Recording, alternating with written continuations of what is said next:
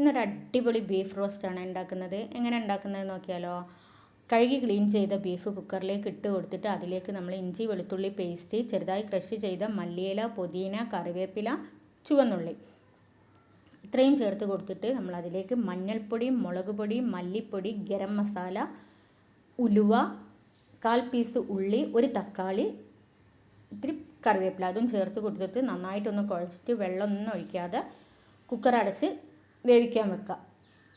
കുക്കറിലുള്ളത് വെന്ത് വരുന്ന സമയം കൊണ്ട് നമുക്ക് ഇപ്പുറത്തെ അടുപ്പിലേക്ക് കുറച്ച് വെളിച്ചെണ്ണ ഒരു പാത്രത്തിലേക്ക് ഒഴിച്ച് കൊടുത്തിട്ട് തേങ്ങാക്കൊത്ത് ഇട്ട് കൊടുത്തിട്ട് അതൊന്ന് പൊട്ടി വരുമ്പോൾ നമ്മൾ അതിലേക്ക് ചുവന്നുള്ളി ചേർത്ത് കൊടുത്ത് ഒരു ഉള്ളിയും ചേർത്ത് കൊടുത്തിട്ട് അത് നന്നായിട്ടൊന്ന് വഴറ്റിയെടുത്ത് കൊടുക്കുക.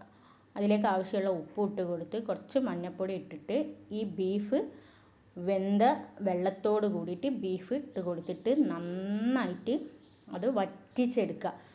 വറ്റിച്ചെടുത്ത് കഴിഞ്ഞാൽ നമ്മൾ അടിപൊളി ബീഫ് വരട്ടിയത് തയ്യാർ. എല്ലാത്തിൻ്റെ കൂടി ഇത് നല്ല കോമ്പിനേഷനാണ്.